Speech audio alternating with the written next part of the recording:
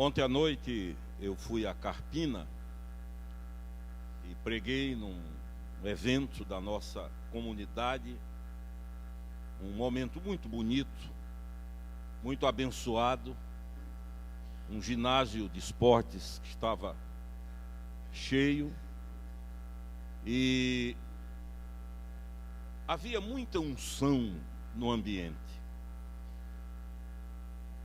Após a mensagem, eu pedi permissão para me retirar, para voltar.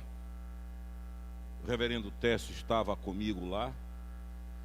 E quando eu dirigi-me a uma mesa para encontrar com Carmen, uma senhora veio apressada em minha direção e olhou-me com os olhos rasos d'água e disse: "Eu não sou evangélica, mas o senhor hoje falou toda a minha vida. Eu sou esta pessoa."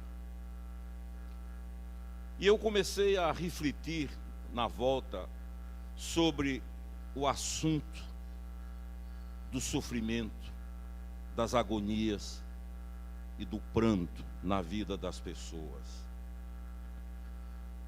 O padre holandês Henry Nouwen, cuja obra influenciou muito a minha vida e a de muitos pastores na década de 80, ele terminou seus dias num leprosário, trabalhando, servindo, e escreveu um livro cujo título eu tomo para o sermão dessa noite, que é "Transformaste meu pranto em dança".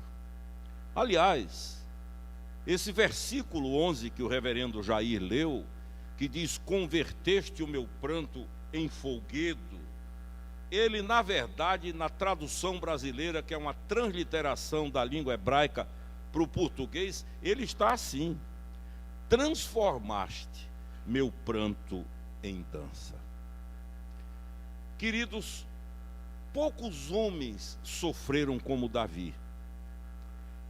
Davi foi rei, Deus o retirou da zona rural, onde apacentava rebanhos, Deus o põe no trono, Deus unge, e ele, ainda muito jovem, segundo o texto bíblico, de um perfil sisudo, de poucas palavras, começa a viver a experiência de monarca, de soberano, e no início tudo vai muito bem, mas depois a vida de Davi passa por momentos de dores, como a vida de poucos passaram na história da fé. Davi sofreu muito, sofreu como vítima do ciúme patológico de Saul. Saul, rei de Israel, não suportava ver a bênção de Deus sobre a vida de Davi, porque a Bíblia diz que onde Davi botava a mão, Deus fazia florescer. Onde ele punha a mão, Deus abençoava. E um dia o reverendo Antônio Elias me disse isso: "Meu filho, a maior riqueza do meu ministério é que eu, na minha fragilidade, onde eu pus a mão, Deus fez as coisas acontecerem." E 3 vezes Saul tenta destruí-lo, tenta matá-lo, de todas as formas procura cercá-lo para que ele morra, e Deus vai dando livramento, porque a bênção sobre a vida dele desperta essa ira, essa raiva. Há pessoas que não aguentam ver outras abençoadas. Tem gente que morre de raiva da felicidade dos outros. Geralmente a gente encontra com frequência pessoas que gostariam que todos fossem felizes, porque aí formariam uma espécie de sociedade, de confraria dos infelizes. E tem gente que vive uma regra de 3 inversa. À medida que aquele vai sendo feliz, ela vai ficando infeliz. Quando ele sobe, ela desce. Quando ela sobe, ele desce. E Davi vive isso. Quando ele assume para valer o trono após 7 anos reinando na cidadela, que é uma das esquinas da muralha de Jerusalém.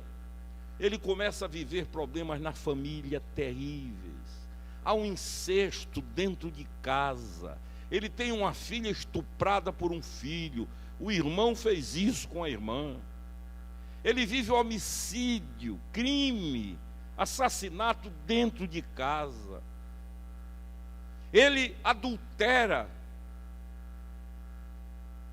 E quando a ficha cai, a dor deles, que ele expressa no Salmo 151, não é por ter traído a mulher, é por ter traído Deus. Tanto que ele diz: pequei contra ti somente pequei.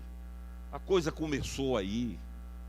Ele é deposto do governo, ele é botado para fora do governo por um filho, Absalão.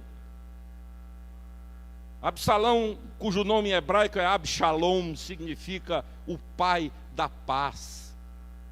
Há um livro muito bom do Caio sobre a vida de Absalão. E ele imagina que quando Absalão nasceu, Davi segurou nas mãos e disse: o nome dele é Abshalom, o pai da paz. Esse menino vai gerar paz. Foi a desgraça do reino. Diz a Bíblia que Absalão ficava na porta da cidade, uma das portas de Jerusalém, e ia seduzindo as pessoas contra o próprio pai, filho se voltando contra o pai. A gente vê muito isso, filho quase que matando. E eu conheço história de filhos que tiraram a vida do pai em razão de herança, em razão de dinheiro, em razão de patrimônio. Absalão tem uma ambição maligna pelo trono. Tudo que ele quer o trono, ele entra naquela de que qualquer coisa vale a pena desde que ele chegue lá. E à medida, diz a Bíblia, que as pessoas iam entrando em Jerusalém e se queixavam do rei, ele dizia: pois é, se fosse eu seria diferente. E usou esse discurso de oposição, e Davi é deposto. E uma das cenas mais tristes da Bíblia é quando ele deixa Jerusalém, sobe pelo Monte das Oliveiras, chorando. O texto frisa, ele vai a cada passo, pranteia, caminhando e chorando, chorando e andando. E o indivíduo chamado Simei, que era da casa de Saul, vai caminhando ao lado e amaldiçoando. Era choro e maldição, maldição e choro. Simei vai carregando Davi de culpa e dizendo: tudo isso que te acontece é castigo pelo que tu fizestes a Saul. E ele vai embora.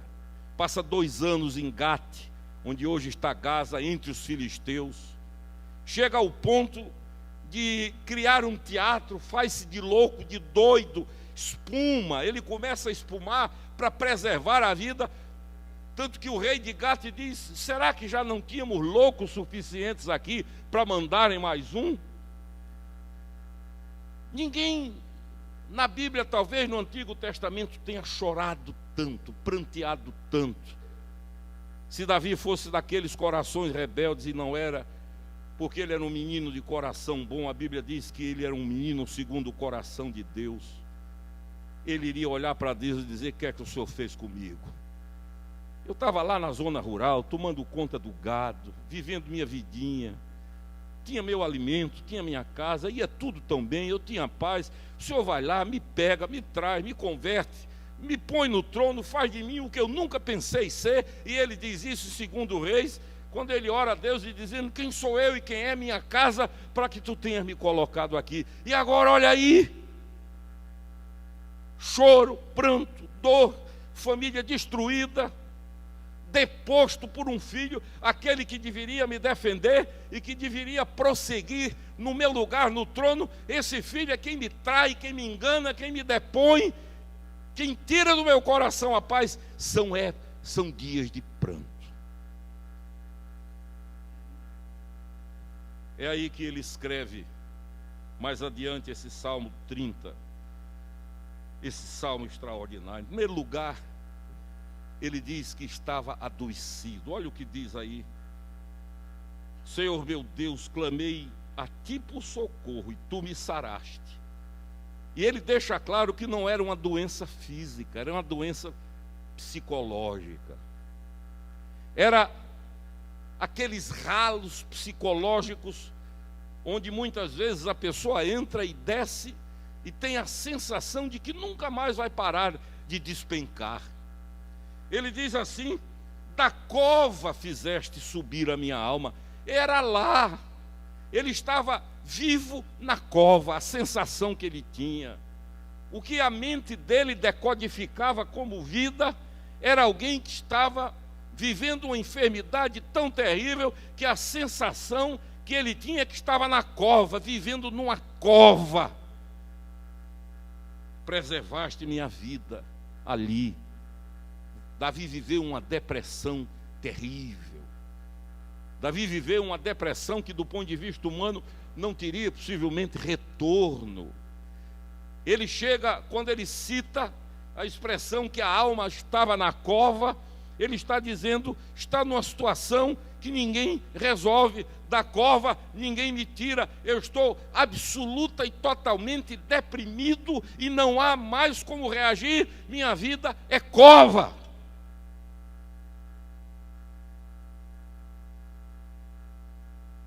E ele escreveu alguns salmos lindos na sua dor.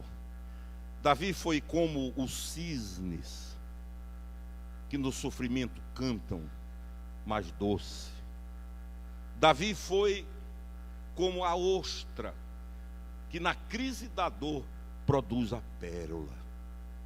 Davi foi um indivíduo que quanto mais sofreu, como homem, como carne, como gente, mais exaltou e glorificou o nome de Deus. Não há na sua boca nenhum tipo de amargura, de queixa, de blasfêmia, de cobrança a Deus.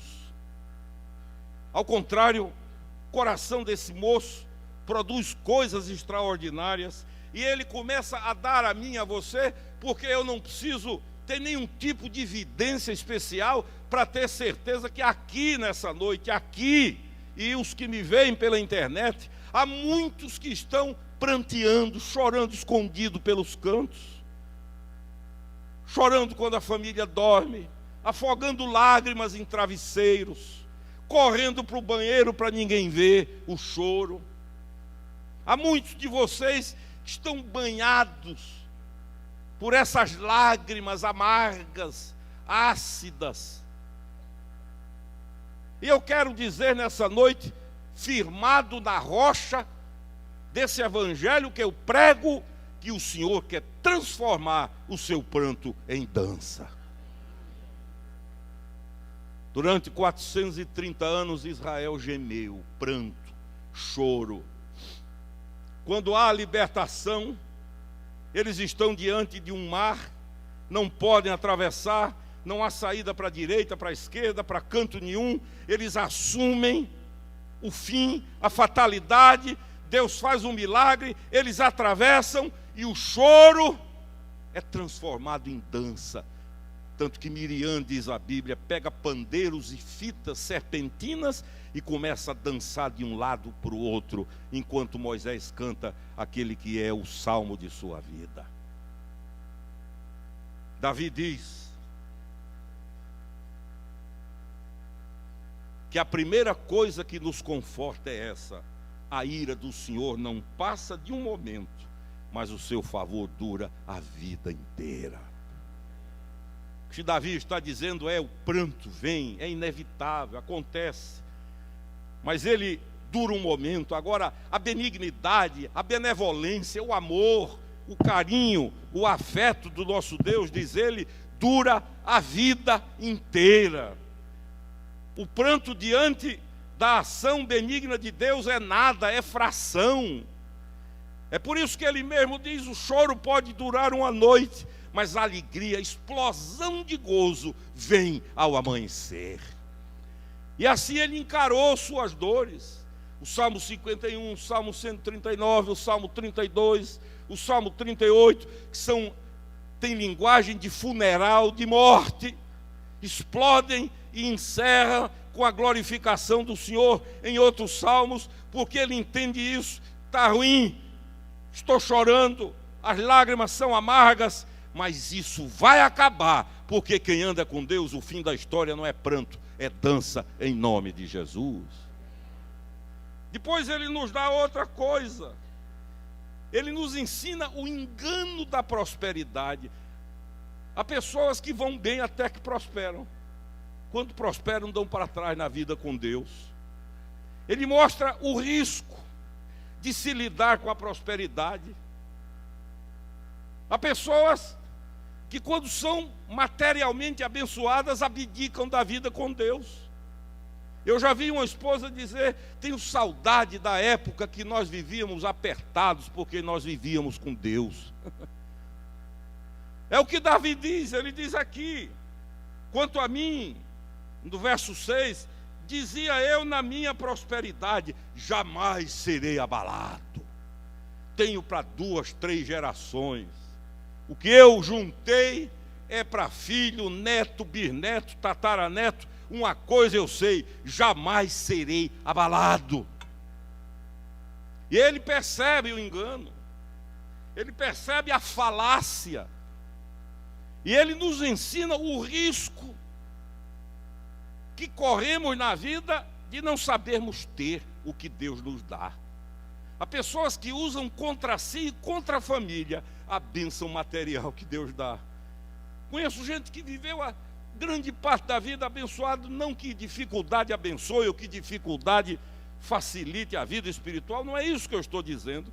O que eu estou dizendo é que há pessoas que não sabem receber de Deus prosperidade e por isso às vezes são mantidas ali num ritmo mais lento de progresso na vida, para que não caiam num buraco maior.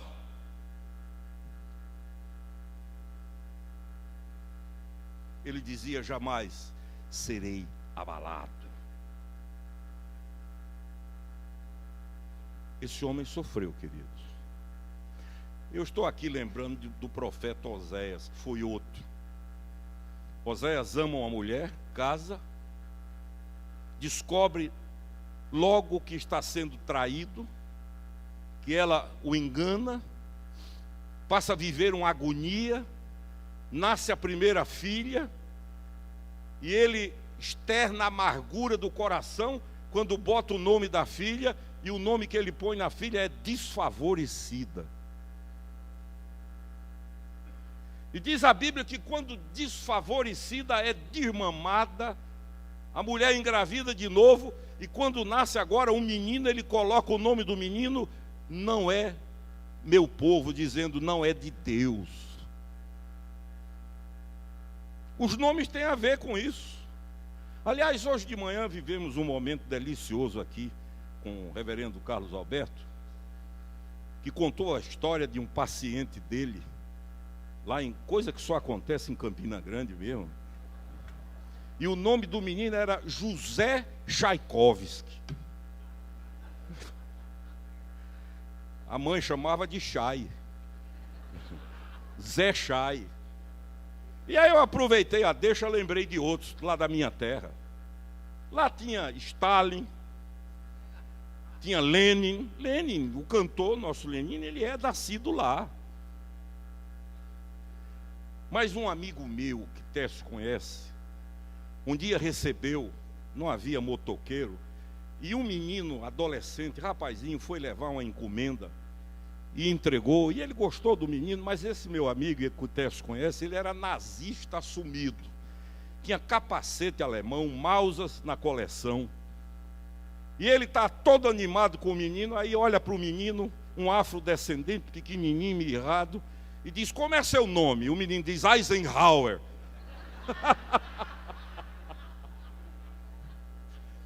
E ele quase cai, diz: não é possível. Campina Grande tem dessas coisas. Mas Oséias chama uma filha de desfavorecido e um filho de não meu povo. Pranto. Se há um assunto que nos identifica, é o assunto da dor, do sofrimento, do pranto. E ao contrário do que prega Buda, por isso que nós não compartilhamos a filosofia budista nesse aspecto também, é de negar. Ou a neurolinguística de Laí Ribeiro que ensina a estar sofrendo, tá? Então começa a dizer, não estou sofrendo, não estou sofrendo, não estou sofrendo, não estou sofrendo. A Bíblia não diz isso. A Bíblia diz que luto é luto, que dor é dor, que perda é perda, que tristeza é tristeza, que alegria é alegria. Agora, o que a Bíblia afirma é que esse Deus em quem cremos tem o poder de transformar as lágrimas em riso, o pranto em dança. E ele então começa a dar as razões pelas quais, ou qual o caminho para que o nosso pranto seja transformado em dança. Aí no verso 8, a primeira coisa que ele diz é: por ti, Senhor, clamei, ao Senhor implorei. É pedir a quem pode, é dirigir-se a quem tem, é falar com quem resolve. Uma vez meu pai disse a uma pessoa amiga dele: eu não preciso de intermediário, se eu tenho a liberdade de falar direto com ele. Dr. Billy Graham disse: eu sei que Deus existe, porque todo dia eu falo com ele no jardim de minha casa. O que Davi está dizendo é: o que estanca o pranto, o que cessa o pranto, o que vira o jogo, o que muda a história, o que tira o luto, o que põe a fantasia da alegria, é essa: orei, clamei, a ti me dirigi. É pedir a Deus hoje em nome de Jesus. É dizer: não aguento, já não tenho lágrimas. Sabe por quê? Porque às vezes a gente chora tanto que já não tem mais lágrimas para verter. É um choro seco, é um choro que vai se transformando em gemido, que muda para quase urro. É um choro que não permite sequer que haja a palavra. Ana, mulher de Elcana, 1 Samuel, a Bíblia diz que ela tinha uma angústia tão grande porque vivia humilhada, vivia sendo desprezada por Penina, que era outra esposa de Elcana, e diz a Bíblia que ela nem sequer conseguia falar, apenas movimentava os lábios, tão grande era a sua dor. Mas ela foi ao templo, orou, e Deus a atendeu, e do seu ventre, até ali estéril, nasce Samuel, o maior profeta dos seus dias, o maior juiz de Israel. Jamais Israel havia tido um juiz com a sabedoria de Samuel. Joquebede também chora a esterilidade. Quando é curada, Deus exagera e ela quer um filho, Deus dá 4. E um desses filhos é simplesmente Moisés, o maior legislador do mundo na sua época, o homem que tira Israel do Egito, o homem que dá o grito libertário. Ana viveu a experiência de ter o pranto transformado em dança. Joquebede viveu a experiência de ter o pranto transformado em dança. E o que Deus quer para nós não é uma vida de pranto, mas uma vida de dança, de alegria, em nome de Jesus. Então a primeira coisa é essa, queridos: pedir a quem pode. Não fique gastando seus pedidos com quem não pode. Dirija-se ao Senhor Jesus, que disse: todo o poder, não foi quase todo, foi todo o poder me foi dado nos céus e na terra, ou seja, no universo. Davi nos ensina ainda que vai louvar a Deus. Ele diz aí no verso 9, de forma implícita: louvar-te-á porventura o pó, declarará a tua verdade. Ouve, Senhor, e tem compaixão de mim, sê tu o meu auxílio. Ele diz: não me deixe morrer, eu estou morrendo, me acabando, definhando, sumindo na vida, e eu peço socorro, eu imploro ao Senhor que vire esse negócio, que mude essa história, que transforme esse caminho. Não me deixe ficar vivendo dias. No Salmo 38 ele diz: as minhas lágrimas têm sido o meu alimento de dia e de noite. Já não durmo, passo a noite com as mãos para o alto, olhos abertos, insone. E é depois disso, de buscar quem pode e de clamar, que ele vem com esse verso 11, abrupto, repentino, súbito. Ele não conta como foi o processo, ele não narra a caminhada da cura. No verso 11 ele já entra de forma absolutamente avassaladora, dizendo: convertei converteste o meu pranto em folguedo, transformaste o meu pranto em dança. O que antes era choro, agora é riso. O que antes era lamentação, agora é glorificação. O que antes era noite sem dormir, de agonia, agora são noites bem dormidas, com sonhos de uma intensa paz e de uma vida em comunhão contigo. O que Davi está dizendo, e ele gostava de dançar. Davi era um pé de ouro. Se você ler lá em Samuel, em Reis, quando ele traz a arca da terra dos filisteus, a Bíblia diz que ele vinha dançando e o caminho ficava estreito. Eram os bois que carregavam a arca, mugindo, e Davi dançando. Tanto que Mical, a filha de Saul, que era a esposa dele, diz a Bíblia que ela olha da janela do palácio, vê Davi dançando de um lado para o outro, despreza o marido no coração, e quando ele chega, ela diz: você não tem vergonha de fazer isso na frente dos seus servos? E ele responde dizendo: perante o Senhor me alegrei, e diante dele ainda mais me humilharei. É ele que diz: transformaste o meu pranto em dança.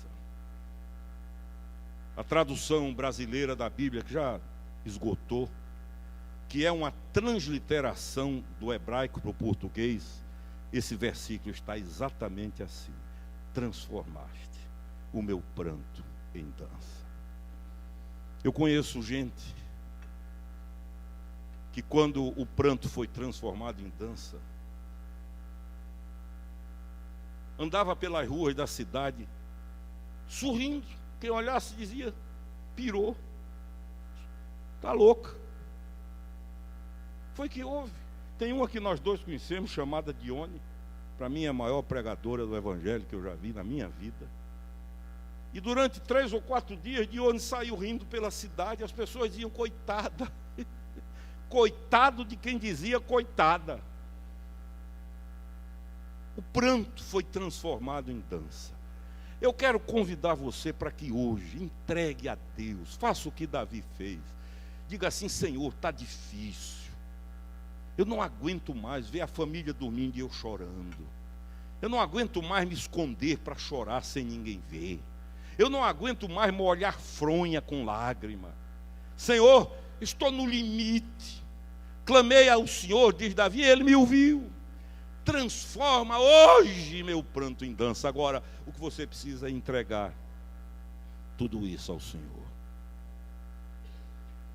Nós vamos cantar um louvor que foi escrito por um judeu convertido ao cristianismo, chamado Salomão Ginsburg. Foi missionário aqui.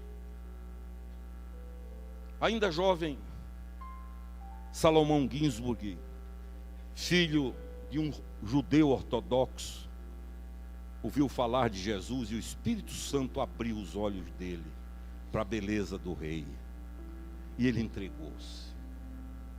O pai tentou de todas as formas pressioná-lo, demovê-lo, mas não tinha jeito. Finalmente um dia, à noite, o pai reuniu a família, chamou Salomão Ginsburg e o instou para que negasse a fé. A esposa, os outros filhos, uma família numerosa. E o pai de Salomão Ginsburg disse: eu insto para que você aqui negue a fé, diga que Jesus não é o Messias. Eu, como pai, estou dizendo que você rejeite Jesus. E ele disse: não, Ele é o Senhor da minha vida. Depois de insistir e ver que não ia conseguir, o pai abriu a Bíblia em Deuteronômio e leu todas as maldições, dirigindo-se ao filho: maldito serás ao entrar e maldito serás ao sair. Maldito será o filho por ti gerado. Quando ele acaba de ler as maldições, ele manda que a família inteira fique de costas para Salomão Ginsburg. Ficam todos de costas. Desfere um tapa violento no rosto do jovem e o expulsa de casa. Salomão sai de dentro de casa embriagado do poder do Espírito. Chega na calçada, encontra um policial, e o policial conta que quando viu o Ginsburg pensou: tadinho, tão novinho, já está bêbado. Salomão disse: não é o que o senhor pensa, e falou de Jesus, e os dois, abraçados, louvaram o Senhor, porque o moço converteu-se ali. Esse homem foi um dos maiores missionários batistas que o mundo conheceu. E ele escreveu essa pérola de louvor, porque tudo começa aí. Tudo começa aí. Nós queremos que Deus nos dê, mas não damos a Deus. Deus não quer o que você tem. O que você tem diante de Deus não vale nada. Deus quer é você. O apóstolo Paulo diz: não é a vós, eu não busco o que é vosso, é a vós que eu quero. Salomão Ginsburg escreveu isso que nós vamos cantar. Queria que você ficasse em pé. Tudo entregarei. Entregou pai, entregou mãe, entregou família, entregou tradição, entregou história. E ao pranto daquela noite, em que ele foi expulso da família, transformou-se numa das mais belas danças que esse país já conheceu. Quer ter o pranto transformado em dança? Deus está aqui. Se eu não acreditasse nisso, quem não estaria era eu. Eu quero convidar você que hoje pode dizer: Senhor, transforma meu pranto em dança. A vir aqui para frente. Eu repito o que tenho dito, tem nada demais aqui. Aqui é um lugar como qualquer outro, mas é um gesto de fé. É a materialização, a visibilidade do que vai lá dentro. Enquanto cantamos, tudo entregarei. Diga ao Senhor: eu entrego, porque creio que entregando, o meu pranto vai ser transformado em dança.